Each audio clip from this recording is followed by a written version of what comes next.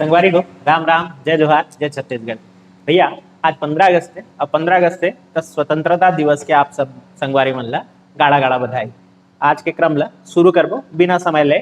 आओ हिंदी में आत हो और शुरू करत हूँ। बने रतिया हो गए आओ अपलोड करें और रात हो जाएगी तो शुरू करत हूँ। हिंदी में आता हूँ, शुरू करता हूँ। पहला जो समाचार है वो 74वें स्वतंत्रता दिवस समारोह में मुख्यमंत्री के द्वारा बोली गई घोषणाओं से है। ये घोषणाएं आपके और हमारे लिए इसलिए जरूरी हो जाती हैं। देखिए, राज्य का जो फायदा होना है वो हो, एक करंट अफेयर्स की दृष्टि से, एक प्रश्न बनने की दृष्टि से हमें इन पर ध्यान रखना है। पहली घोषणा पर आते हैं। सबसे पहले तथ्य पर बात करते हैं। पहला जो महत्वपूर्ण तथ्य था वो था मरवाही जिला, यानी पेंड्रा गुरेला मरवाही जो जिला बना है वहां खोले जाने वाले एक कॉलेज किस चीज का खोला जा रहा है ये भी जान लेना जरूरी होगा। तो मरवाही में उद्यानिकी महाविद्यालय खुला। अब उद्यानिकी महाविद्यालय खोला जाएगा तो किनके नाम पर? महंत बिसाहू दास जी के नाम पर खोला जाएगा। उसके बाद बात करेंगे राम वनगमन पर्यटन परिपथ विकास, राम वनगमन पर्यटन परिपथ विकास कोष यानी फंड होता है, तो इससे तो आप अंदाजा लगा चुके होंगे। राम वनगमन मार्ग बनना है ये तो तय है, और उस पर राशि लगेगी ये भी तय है।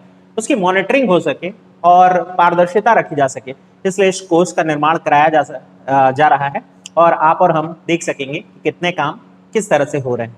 चलिए देखते हैं अगली news. Doctor Radhabai diagnosis centre.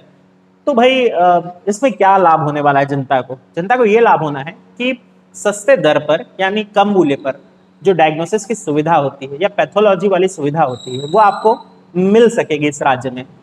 जैसे खून की जांच हो गया, डायबिटीज वगैरह की जो जांच है, एनीमिया की जो जांच वगैरह है, ये सब आपको लाभ मिल सकेंगे कम मूल्य पर या कम दाम पर। नाम डॉक्टर राधाबाई के ऊपर रखा गया है, जो कि छत्तीसगढ़ की एक बहुत महत्वपूर्ण स्वतंत्रता सेनानी रही है।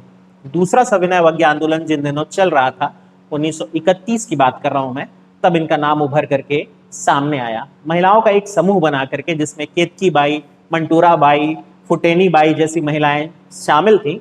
ये नारी सशक्तिकरण का एक प्रमाण भी बनी।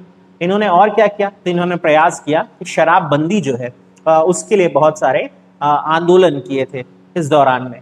डॉक्टर राधाबाई के बारे में और बता दूं, वैसे तो ये नागपुर की और बाल विधवा थी, यानी कि बचपन में इनके पति का निधन हो गया था। ऐसे शख्सियत को, ऐसे शख्स को बरांडी कह दिया जाता है छत्तीसगढ़ अंचल में। बाद में वो यहाँ आई और दाई का काम करने लगी, यानी वो जो प्रसव आदि कराने का जो काम करती उन्हें दाई कहा जाता है। इतनी ख्याति फैली कि इनके नाम के आगे डॉक्टर शब्द जुड़ गया, तो डॉक्टर थी नहीं, डॉक्टर का टाइटल जुड़ गया। डॉक्टर राधाबाई के बारे में और भी बहुत कुछ जान सकते हैं, लेकिन वो हिस्ट्री की क्लास में जानेंगे। फिर बात करते हैं मुख्यमंत्री मितान योजना। बड़ी महत्वपूर्ण योजना होने वाली है। बहुत सारी नागरिक सेवाएं ऐसी होती है जो आपके हमारे लिए जरूरी है, जैसे मसलन जन्म प्रमाण पत्र बनाना, मृत्यु प्रमाण पत्र बनाना, शादी का पंजीयन करना, भाई बहुत सारे, और जाति का सर्टिफिकेट वगैरह आपको चाहिए। तो ये सारे जो है नागरिक सेवाएं कहलाती हैं। इनके भीतर काम करने के लिए डोर स्टेप यानी आपके घर के पास ये सब कुछ हो सके, इसी उद्देश्य से बनाया जा रहा है ये योजना, जिसका नाम होगा मुख्यमंत्री मितान योजना, जहां अधिकारी कर्मचारी जो नागरिक सेवाएं हैं उसको लेकर आपके दरवाजे तक पहुंचेंगे। इसके बाद बात करते हैं पढ़ई तुहर पारा योजना। नाम से वैसे बहुत क्लियर है। पारा आप सब समझते हैं, टोला मोहल्ला या बस्ती को कहते हैं, एक सीमित एरिया जहां लोगों का समूह रहता है। तो भाई पढ़ई तुहर पारा यानी ये वो जो ऑनलाइन पढ़ाई का कोशिश की, अब उसमें समस्या क्या आ रही थी? हर किसी के पास अच्छा ब्रॉडबैंड कनेक्शन नहीं है, इंटरनेट की सुविधा नहीं है, मोबाइल फोन नहीं है अच्छे, तो वो बच्चे क्या करें? पढ़ना छोड़ तो नहीं सकते। तो ऐसे बच्चों को उनके मोहल्ले पे ही शिक्षा उपलब्ध कराने का यह प्रयास रहेगा। आपको मैं पहले भी बुल्टू के गोट या ब्लूटूथ से पढ़ाई के बारे में बताया था, जिसमें पाठ्यक्रम ब्लूटूथ के माध्यम से दे दिया जाएगा और फिर शिक्षक एक निश्चित क्षेत्र में उसे पढ़ाएगा। इसे छत्तीसगढ़ अंचल पे लागू किया जाने वाला है। भाई ये पूरा साल ऐसे ही जा रहा है, तो आप तैयार रहिए। चलिए, इसके बाद है अगली जो घोषणा थी, बहुत महत्वपूर्ण है। 5 वर्ष में छत्तीसगढ़ की सिंचाई क्षमता को दुगना करने का लक्ष्य रखा गया। बहुत जरूरी भी है, क्योंकि जब से राज्य बना है सिंचाई के क्षेत्र पे बहुत कम काम हुआ है। ऐसा नहीं है कि सिंचाई क्षमता बढ़ी नहीं है, लेकिन बहुत सीमित है, और छत्तीसगढ़ के किसानों की सबसे बड़ी चिंता भी यही है। तो जरूरी है ये। उसके बाद प्रत्येक विकास खंड में फूड पार्क। पर्सनली मुझे ये योजना बहुत अच्छी लगी। किसी भी किसान के लिए उसकी फसल से बढ़ करके कुछ भी नहीं होता है, और अगर उस फसल का सही मूल्य ना मिले, उस फसल को खराब होते हुए देख करके जितना निराश होता है, वो निराशा दूर होगी इससे। भाई बहुत सारे किसान आलू की उपज लेते हैं, टमाटर की उपज लेते हैं, केला पपीता जैसे अनाज जैसे फल आदि उत्पादन करते हैं। अनाज हर कोई नहीं लेता है, तो भाई उनका समर्थन मूल्य नहीं मिल पाता है या बहुत सीमित हो पाता है। ऐसी स्थिति में यदि बम्पर उत्पादन हो जाए, बहुत ज्यादा उत्पादन हो जाए, तो फिर समस्या उत्पन्न होती है। अब इसको कैसे सुलझाया जाए? इसी तरह से सुलझाया जा सकता है, फूड पार्क के माध्यम से। पहले जिलों में बनते थे, अब विकास खंडों में बनाए जाने की पहल की जा रही है। तो हर जिले, जितने भी जिले हैं छत्तीसगढ़ के, उनके विकास खंडों में बनाया जाएगा ये। अभी 101 विकास खंड का चयन किया गया है, जहां जमीन चिन्हांकित करके ये काम शुरू किया जा रहा है, तो इस पर भी थोड़ा ध्यान रखेंगे। इसके बाद बात करेंगे मुख्यमंत्री विद्युत अधोसंरचना विकास परियोजना। नाम थोड़ा सा कठिन है, मुख्यमंत्री विद्युत अधोसंरचना विकास परियोजना, लेकिन उद्देश्य बड़ा साफ है। Chhattisgarh zero power cut state है, यानी यहाँ इतनी विद्युत होती है जो हमारे राज्य के लिए पर्याप्त है, हम निर्यात भी करते हैं। एक चीज ध्यान रखने की जरूरत है, उत्पादन से पारेषण से लेकर के वितरण, ये सारी चीजों को अच्छे से या बेहतर तरीके से यूज किया जा सके, क्रियान्वित किया जा सके, इसी उद्देश्य से ये योजना बनाई जा रही है, जिसमें विद्युत के उत्पादन के पहले स्टेप से लेकर के उसके वितरण को बहुत आसान, जन सुलभ बनाया जाए, ये प्रयास होगा।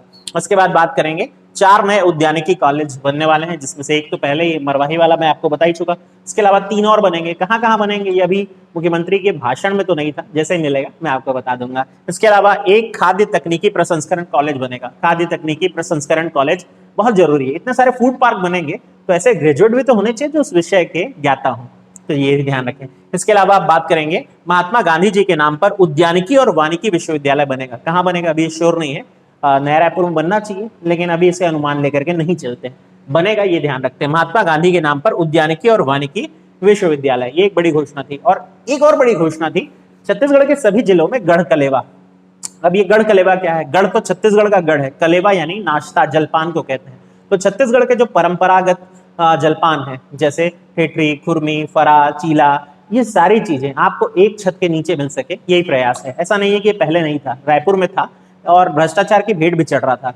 सरकार ने सोचा था कि शायद इसे बंद कर दिया जाए और बेहतर है कि ये संचालन ना किया जाए, लेकिन अब नई जो सरकार आई उसने सोचा कि क्यों नहीं इसे सबको दे दिया जाए, हर जिले को दे दिया जाए, और इसको महिला स्व सहायता समूह यानी SHG जो होती है, सेल्फ हेल्प ग्रुप, उनको दे दिया गया। वो संचालन करेगी, हर जिले में स्टॉल खुलेंगे। हमारे रायगढ़ में तो है, देखें आप, आपके यहाँ है कि नहीं, और आपने यहाँ से क्या खाया है, कमेंट बॉक्स में बता सकते हैं। इसी अवसर पर एक पत्रिका भी लॉन्च हुई, जिसका नाम भी गढ़ कलेवा है, जो छत्तीसगढ़ के पकवानों की डिटेलिंग बताएगी आपको। फिर बात करते हैं PM गैलेंट्री अवार्ड। अच्छा, ब्रेवरी के लिए दिया जाता है, अपने कार्य क्षेत्र में अच्छा प्रदर्शन करने के लिए दिया जाता है। प्रधानमंत्री पूरे देश में से इनको चयन करके दे रहे हैं, लेकिन छत्तीसगढ़ के जो 3 नाम है वो आपको जान लेने चाहिए। एक है हमारे IPS हैं, ये अभिषेक मीणा, छत्तीसगढ़ कैडर के, कोरबा के SP साहब है। उसके अलावा इंस्पेक्टर मलिक राम है और SI महेंद्र ध्रुव। तो ये 3 नाम है हमारे पास जिनको ये सम्मान प्राप्त होगा, नाम याद कर लीजिएगा। 11 और पुलिसकर्मी को सम्मान मिल रहा है, लेकिन अलग कैटेगरी में, वो मत याद करें। अब फिर बात करते हैं EV मुरली। EV मुरली पत्रकार हैं और इनको एक सम्मान प्राप्त हुआ, वसुंधरा सम्मान।